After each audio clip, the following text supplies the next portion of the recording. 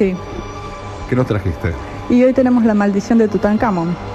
Ah, seguimos en Egipto. Sí, ¿y qué acuerdas te había dicho? Sí.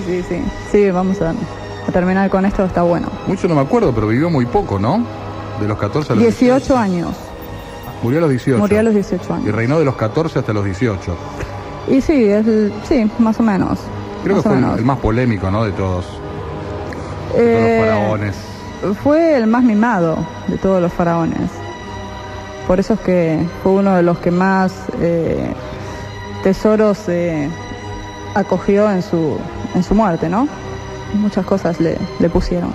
Metámonos en las arenas del desierto. Bueno, en el antiguo Egipto lo principal era el culto que tenían, que se hacía con respecto a los muertos, ¿no? Todo un misterio que había a través del culto a los muertos. Había una fascinación por la vida eterna, por la Porque ellos, justamente, su filosofía de vida era la vida después de la muerte. Ellos creían totalmente en la existencia de la vida después de la muerte. Y con respecto a esto había un montón de ceremonias secretas y mágicas, ¿no? que ellos utilizaban. Fundamentalmente todo estaba basado en Osiris, que Osiris era el dios supremo de la muerte. El dios chacal. Claro. Y ellos pensaban que cuando una persona moría, estaba sometida a un tribunal supremo que estaba compuesto por Osiris, que era justamente el dios supremo, y 42 dioses menores, ante los cuales la persona exponía los pecados que había cometido y Osiris determinaba la culpabilidad que tenía esta persona. Entonces, según haya sido su culpabilidad, esta persona, o sea, este espíritu, porque ya la persona al estar muerta, su alma se convierte en espíritu, este espíritu iba a pertenecer a un plano alto, intermedio o bajo. O sea que los antiguos egipcios no estaban muy equivocados en lo que tenía que ver con los planos en los que pasaba un espíritu. ¿Te acuerdas cuando estuvimos hablando del espíritu? Justamente hablamos de los 3 tipos de planos en los que se pueden encontrar. Entonces, si el miedo era de los mortales que el espíritu pudiese quedar colocado en un plano intermedio o bajo. ¿Por qué? Porque se decía que esos planos estaban acechados por infinidad de demonios y además ellos hablaban de monstruos que venían de planos inferiores. Y supuestamente los planos inferiores son los que están, o sea, es el submundo, que es donde se encuentran los que nosotros conocemos como hoy en día como elementales. Claro.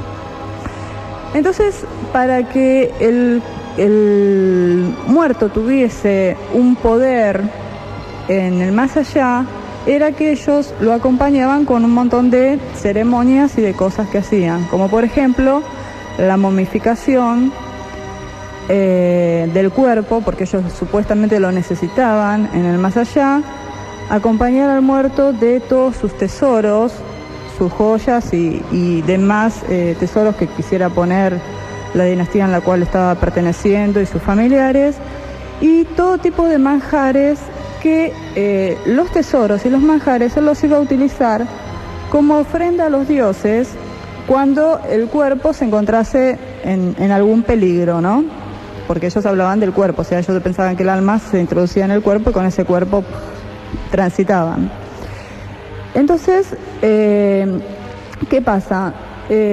También el muerto llevaba los escritos, o sea, escritos, párrafos del polémico libro de los muertos. Si la persona había sido muy importante, entonces sí llevaba directamente al libro de los muertos. Bueno, para los que no lo saben, la momificación constaba de, bueno, una técnica que tenían ellos, que en realidad era un embalsamamiento del cuerpo, por el cual sacaban por la nariz el cerebro a través de una especie de gancho o pinza. Después hacían un corte en el abdomen y de ahí sacaban todos los demás fluidos vitales. Después el cuerpo era sometido a unos baños de sales para terminar de sacar cualquier tipo de fluido vital. se lo embalsamaba, o sea, se lo rellenaba con lino, aserrín o arena, y una vez que terminaban esto, lo frotaban con aceites para que no se cortase la piel, y después le ponían lo que se llamaba la máscara real, que era una máscara que tenía la misma cara del muerto, para, decían ellos, burlar a los demonios y que pareciese que estuviese más vivo de lo que en realidad ellos pensaban que iba a estar. Y a esto también le agregaban el libro de los muertos, que es de lo que vamos a hablar ahora también. ¿Estás mirándolo? ¿Tienes que cortar? No, que tenemos una charla apasionante del libro de los muertos. Sí. Nos vamos a meter la maldición de Tutankamón. Sí. Y un poco también meternos en toda esta cultura que es fascinante, ¿no? Sí, no, esto lo estoy contando porque por esto es que vamos a llegar a la maldición de Tutankamón. Si no, no van a saber lo que es una maldición. Pero justamente a veces nos ponemos como a describir el tiempo y lugar de todo esto y nos ponemos a describir Egipto. Estamos hablando del 2000 a.C., más o menos, un poquito antes todavía. Mira, la momificación data del 4000 a.C. y del libro de los muertos estamos hablando del 6000 a.C. Es más antiguo el libro de los muertos que lo que tiene que ver con las técnicas de momificación. Bueno, amigos, vamos a una tanda, vamos a recuperar algunos avisos y volvemos en Cero a la Izquierda, Fenómeno Cero, y nos vamos a meter. Y no sé si lo terminamos hoy. No, sí, sabes, no te vas a ir hasta que cuentes todo, Gladys. Ah, bueno. Nos vamos a meter en la maldición de Tutankamón.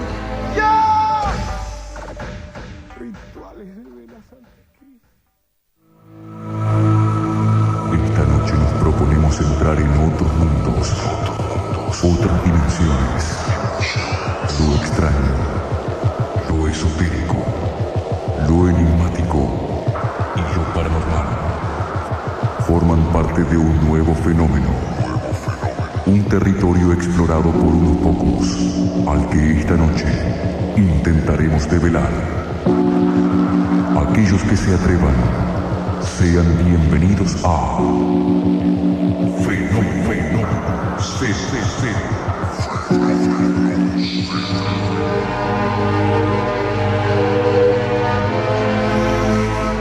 Bien, amigos, estamos por abrir el sarcófago. No, estamos en el libro de los muertos. Ya estamos en el libro de los muertos, entonces. Pues si no, no van a saber lo que es una maldición. Bien, vamos por partes. Bueno, el libro de los muertos es un libro fundamentalmente esotérico, que estaba dirigido únicamente a ciertas personas.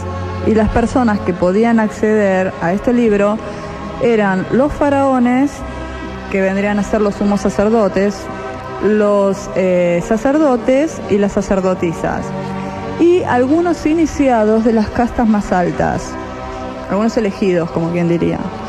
Fundamentalmente, el libro de los muertos basa sus orígenes en las religiones sudafricanas, que tenían que ver justamente con lo que sería hoy el Umbanda, el Quimbanda, el Vudú, la magia negra, la magia roja y la magia blanca. Entonces, en este libro, fundamentalmente, lo que se encuentran es un montón de ceremonias mágicas y que eran para todo tipo de cosas, desde fórmulas de encantamientos, enamoramientos, salud, hasta poder matar a una persona, ¿no?, si querían. Entonces, esa era una de las partes fundamentales que tenía este libro. Otra parte consistía en 42 versos que estaban dirigidos a Osiris, justamente en los que el muerto supuestamente recitaba todos aquellos pecados que él había podido cometer en su periodo en la tierra y que no había cometido. Entonces, según esas cosas que él iba nombrando, Osiris iba determinando cuáles él consideraba que sí habían sido hechos, o sea, si habían pasado o no, lo libraba, ¿no? Y según fuese eso, era a donde directamente lo mandaba, plano alto, intermedio o bajo. ¿Me vas a preguntar algo? No, estoy siguiendo atentamente. Te veía Hice con el cara, gesto para agarrar el mate cocido. te veía con cara de preguntar. Este libro era considerado también un talismán, por eso es que a las personas más importantes directamente se lo ponían a los pies del sarcófago. Y justamente, como era un libro muy importante, tenía cosas buenas y cosas malas. Entonces enseñaba tanto a maldecir, o sea, a invocar los espíritus de la tierra, decían ellos, que eran los espíritus bajos, o bien a bendecir e invocar por consiguiente espíritus altos o directamente a los dioses. Entonces todas esas técnicas se encontraban y se utilizaban tanto en la vida como después de la muerte, o sea, en la vida después de la muerte. Por eso es que era únicamente para ciertos elegidos, porque podía ser utilizado tanto para el bien como para el mal. Y dentro del libro también está esta advertencia de que justamente era un libro que podía ser utilizado tanto para el bien como para el mal. ¿El libro era único y se iba cambiando, digamos, de dinastía en dinastía, o había varias reproducciones del mismo libro? No, varias reproducciones del mismo libro. En cada santuario se hallaba un libro. Claro, totalmente. Así era. Bueno, entonces ahora ya sabemos lo que es una maldición, que es justamente una invocación a espíritus bajos o demonios. Vamos a ver de qué se trata la maldición de Tutankamón. Bueno, Tutankamón justamente pertenecía a la 18ª dinastía y estamos hablando del año 1350 a.C. Tutankamón era el yerno de Amenofis, que era el que había introducido en el antiguo Egipto el culto al dios Amón. Y como justamente Tutankamón era muy querido por Amenofis, le ponen como nombre Tutankamón. ¿Por qué? Porque esto significaba que era el elegido del dios Amón, y supuestamente también se lo consideraba como hijo del dios Amón. Entonces, cuando pasa esto, empieza a haber un montón de peleas entre los adoradores del dios Amón y los adoradores del anterior dios, que era Atón. Claro. Entonces, Amenofis IV, que era uno de los que también estaban en esas dinastías, impone por su cuenta nuevamente el culto al dios Atón, imponiendo lo que era el disco solar de Atón. ¿Y qué pasa? Empieza a haber una puja de poderes entre lo que eran las sacerdotisas y los sacerdotes del dios Amón y las sacerdotisas y los sacerdotes del dios Atón. Porque digamos que de un momento para otro habían cambiado como cientos de años de historia. Claro, no, pero cientos de años de tradición. Sí, lo habían cambiado. Entonces, ¿qué pasa? Empiezan a haber un montón de conjuros entre unos sacerdotes y otros, y es lo que se denomina ahí que empieza la decadencia de Egipto, ¿no? Claro. Es cuando empieza todo, ya empiezan a pelearse entre ellos, justamente por una parte, por la religión, ¿no? Entonces, ¿qué pasa? Una noche Tutankamón es asesinado, y se supone que los que lo asesinaron fueron los sacerdotes del dios Atón. Entonces, ¿qué hacen? Los sacerdotes del dios Amón y los seguidores de Tutankamón hacen una protección con el cuerpo de Tutankamón y todas las cosas que ponen, o sea, las comidas y los tesoros.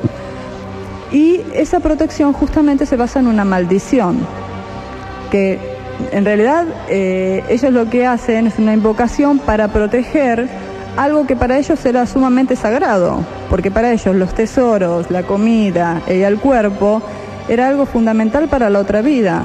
Entonces, la maldición en realidad no es que ellos lo hicieron para crear un mal, sino para defender a lo que ellos querían, que era justamente Tutankamón.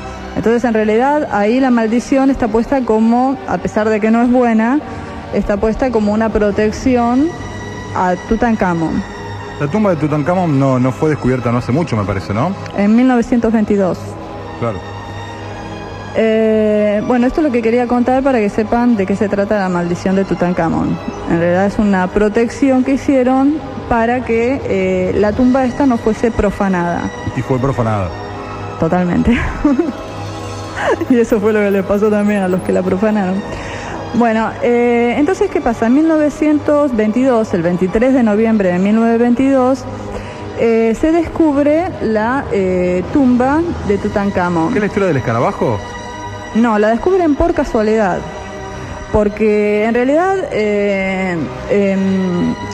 Howard Carter y Lord Carnarvon, que son las principales personas que llevaban adelante las excavaciones, la venían buscando durante 17 años, la tumba de Tutankamón, y cuando ya estaban decididos a dejar, ellos estaban investigando en Luxor y después habían empezado a investigar en el Valle de los Reyes.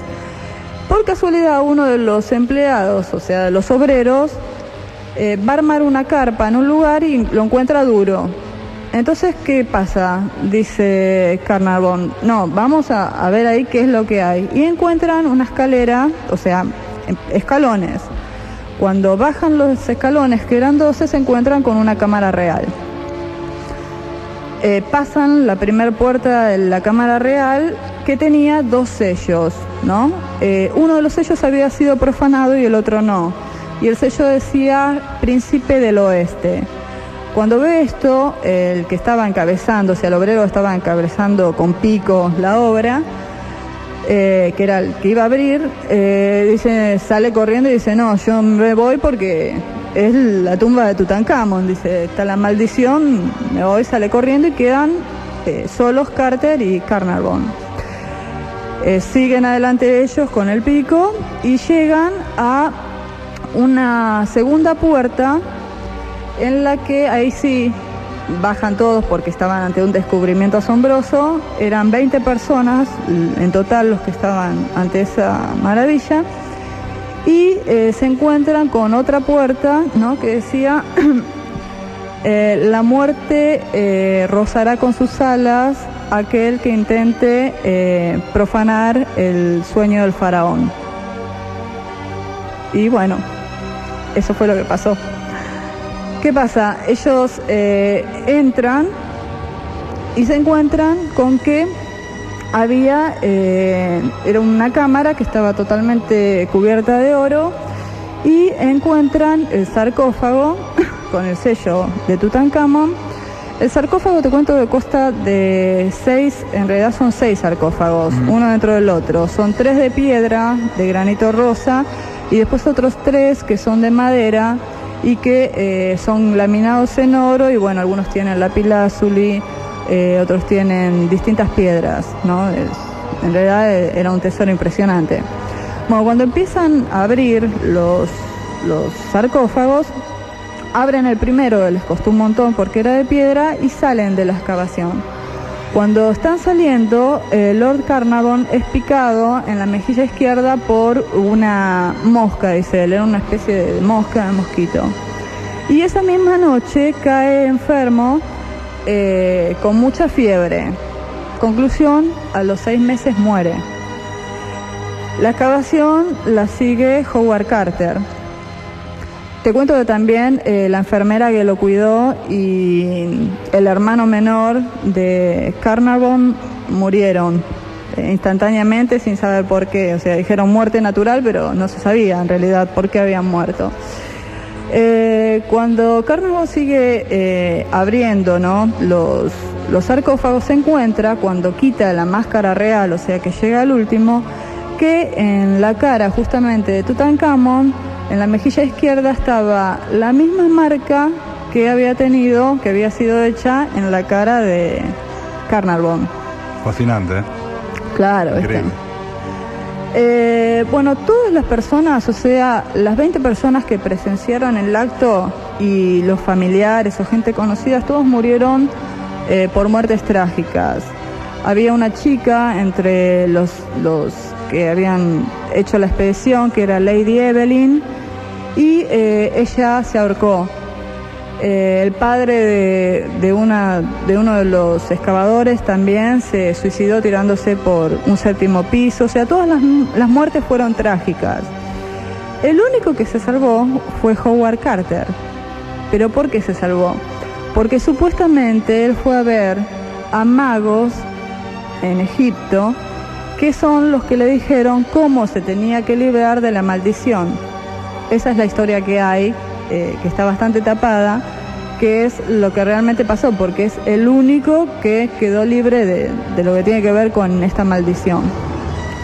Y otra cosa que fue totalmente increíble fue que en 1939, o sea 17 años después de que se había descubierto la tumba de Tutankamón, se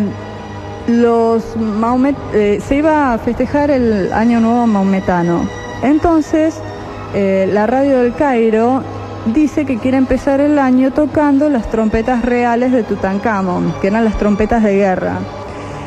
Y bueno, se mandan a buscar estas trompetas y cuando viene el vehículo tiene un accidente, o sea, vuelca y muere el chofer, ¿no? El que venía trayendo las trompetas. Bueno, las fueron a buscar igual, insistieron y en el momento en que se iba a empezar a tocar lo que ellos querían tocar, cuando el hombre que iba a interpretar el tema se lleva a la boca la trompeta, muere automáticamente. Bueno. Así fue. Toda una maldición. Toda una maldición, sí. Que rige hasta el día de hoy. Y calculo que, no sé. ¿Eso está en un santuario de Tutankamón? ¿Está en el Museo del Cairo? No, está en el Museo del Cairo. Sí. Sí, está todo en el museo. Sí. Bueno, Gladys, una fascinante historia. Bueno, espero que les haya gustado. Para todos aquellos que nos gusta justamente la cultura egipcia y somos, no digo apasionados porque sería un poco exagerado, pero sí, digamos, interesados en todo eso. Yo lo viví así como de una manera muy intensa. Bueno, espero que les haya servido. Porque aparte fue desde los 14 a los 18 años y es como la etapa, digamos, de Egipto donde cambia para siempre, ¿no? Sí. Desde todo el esplendor se transforma en toda una decadencia. Sí, ahí empieza a decaer, sí, totalmente. Justamente por una lucha de poderes religiosos, ¿no? O sea que mucha magia había ahí. Gladys, le recordamos a la gente los contactos personales tuyos vía internet, vía mail, que es fenómeno0, con C, @internet0.com, sí, y fenogla@yahoo.com.ar. Sí. Así es. Recordamos, digamos, la diferencia del uso de ambas casillas. Sí, bueno, la de fenogla @yahoo.com.ar para los que me quieran mandar algún caso más detallado y que yo les pueda ir contestando. Algún tipo de ayuda profesional, más allá de la consulta. Sí, qué sé yo, algún problema que tengan realmente. Y bueno, y los demás, lo que quieran decirme que les gusta, que no les gusta, de que quieren que hable, a Internet Cero. ¿Qué pide la Fenómeno gente? Cero. De todo. La verdad, lo que pasa es que muchos de los temas que me están pidiendo, por ejemplo, hay gente que me dice que se enganchó ahora con el programa y que se enganchó ahora con Fenómeno Cero, me está pidiendo temas de cosas que yo ya hablé. Entonces Claro. yo les digo, esperen un poco porque los tengo que ver por lo menos para los que ya lo escucharon y que me siguen, que son muchos, que no sea aburrido, o sea, lo tomo desde otra óptica, ¿no? Desde otro punto de vista. ¿Y algo para la semana que viene? Y la semana que viene yo quería hablar de astrología, pero la historia de la astrología, Sí, full. de dónde empieza, Sí. ¿viste? Vamos a hablar de Babilonia y todo eso. Claro, ¿Eh? totalmente. Va a estar bueno. Quedan todos invitados. Gladys, Bueno, hasta la semana que viene. gracias por este capítulo apasionante de Fenómeno Cero. Bueno, nos gracias a vemos. ustedes por escucharme. ¿El miércoles que viene? ¿O lo hacemos el martes, que es feriado el miércoles? No, Hacemos no tengo el drama, porque miércoles. ya miércoles es jueves, ya fue el Día del Trabajador, Ah, es verdad. ¿no? Ya fue en realidad. No lo había visto de esa manera. Bueno, El miércoles. hasta la noche del miércoles que viene. ¿Eh? Bueno, Chau, hasta el Gladys. miércoles, chau.